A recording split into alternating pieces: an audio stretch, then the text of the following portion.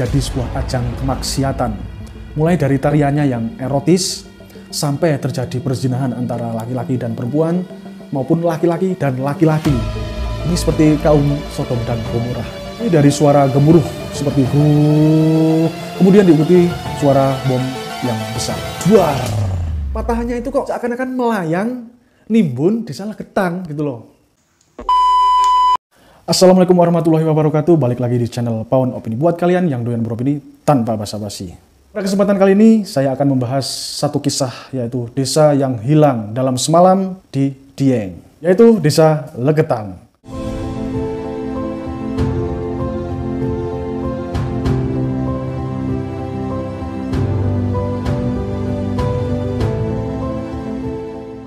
Sebelum saya menceritakan kisah desa ini, buat kalian yang baru bergabung dengan channel kami, jangan lupa like, komen, dan subscribe. Oke, jangan berlama-lama, langsung tonton videonya sampai selesai.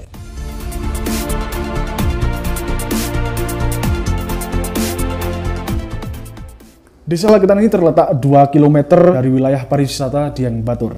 Sebelah utara, dataran tinggi Dieng.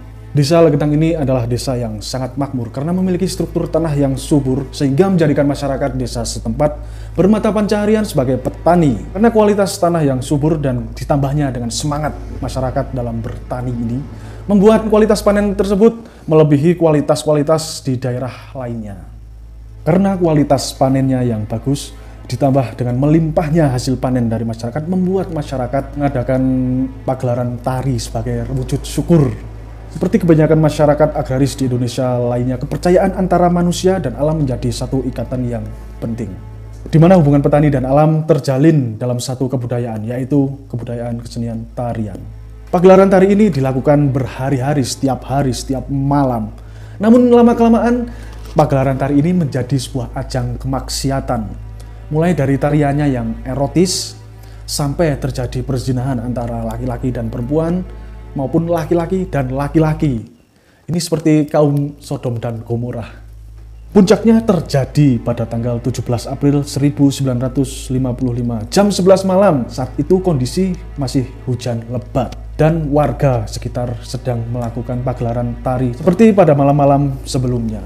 Dimulai dari suara gemuruh seperti kemudian diikuti suara bom yang besar. Duar. Pada saat suara terdengar, warga Legetang yang sedang menggelar pagelaran tari ini tidak sadar. Karena saking asiknya, saking menikmatinya pagelaran tari tersebut. Namun suara gemuruh itu sangat jelas terdengar oleh warga sekitar di luar desa Legetang.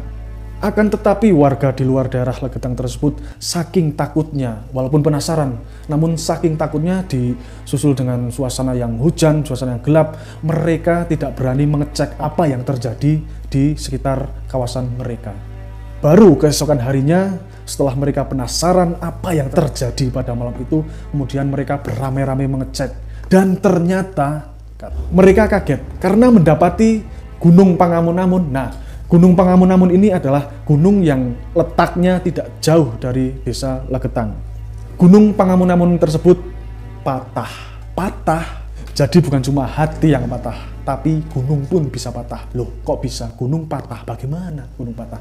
Ibaratkan gunung itu sebuah tumpeng. Nah, berbentuk segitiga kerucut ya. Itu patah. Jadi sisi kerucutnya itu hilang. Dan akhirnya warga menyadari bahwa patahannya tersebut menimbun lokasi desa Legetang yang menjadi sebuah bentuk bukit baru. Benar-benar satu desa tersebut itu tertimbun patahan dari Gunung Pangamun-Amun. Dan anehnya, di bawah Gunung Pangamun-Amun terdapat sungai. Nah, sungai ini tidak terkena longsoran tersebut. Nah, ini gimana? Patahannya terbang atau gimana? Ini di luar akal sehat manusia ini. Korban tercatat 332 dari penduduk asli desa Legetang dan 19 dari desa lain yang saat itu menjadi tamu meninggal dunia. Pada tahun 1955 belum ada alat berat yang secanggih pada masa sekarang, maka tidak dilakukan pencarian dan terkesan dibiarkan. Namun beberapa warga sempat melakukan pencarian di sekitar rumahnya Pak Kades atau Pak Bau, karena pagelaran tari yang digelar oleh masyarakat sekitar berada di sekitar wilayah rumahnya Pak Bau. Akan tetapi tetap juga tidak ditemukan korban. Menurut data, hanya ada satu warga yang selamat, yaitu istrinya Pak Bau, namanya Bu Kastari. Beliau selamat karena pada waktu kejadian tersebut beliau sedang pergi keluar desa. Ini yang menjadi sebuah misteri atau pertanyaan saya. Sampai saat ini belum ada yang mampu menjelaskan secara ilmiah perpindahan patahan Gunung Pangamun-Amun itu dari puncaknya yang menimbun desa Legetang tersebut. Kok bisa? Di Gunung Pangamun-Amun ini bawahnya ada jurang, ada sungai. Ini sungai sama jurang nggak kenal longsoran itu. Malah patahannya itu kok seakan-akan melayang, nimbun desa Legetang gitu loh.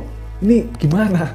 Menurut mitos yang beredar, peristiwa yang menimpa desa Legetang tersebut disebabkan oleh azab. Seperti yang saya terangkan tadi bahwa mereka melakukan kemaksiatan, perzinahan, tari-tarian yang erotis, dan lain sebagainya. Yang akhirnya sampai sekarang dipercaya menjadi penyebab tertimbunnya desa Legetang.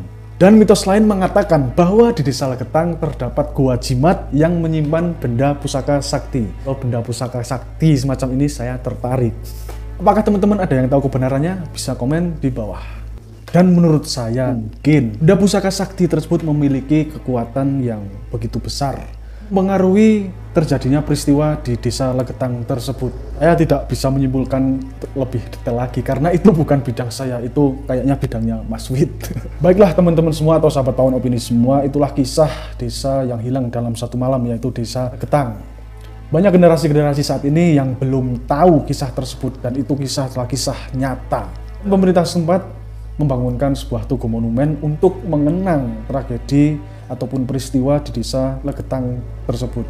Dan di tugu monumen tersebut terdapat sebuah tulisan yang mengisahkan tentang kejadian atau peristiwa-peristiwa yang menimpa desa Legetang. Sampai saat ini di area sekitar desa Legetang itu masih digunakan petani untuk bercocok tanam karena mengingatnya masih tetap subur untuk menanam kentang, untuk menanam kol, dan intinya sayuran dan sebagainya. Dari peristiwa tersebut kita dapat menyimpulkan atau belajar bahwasanya perbuatan hedonisme itu adalah perbuatan yang sangat dilarang karena itu mendekati atau bahkan sudah termasuk perbuatan yang maksiat. Manapun kita berada, kita harus selalu menjaga sopan santun, tata krama. Ada pepatah mengatakan, di mana bumi dipijak, di situ langit dijunjung. Oke sahabat Pawon Opini sekalian, terima kasih sudah menyaksikan video ini. Mudah-mudahan video ini bisa memberikan suatu manfaat, memberikan suatu pembelajaran yang sangat berarti bagi kita semua. Akhir dari kami, wassalamualaikum warahmatullahi wabarakatuh. Salam santun.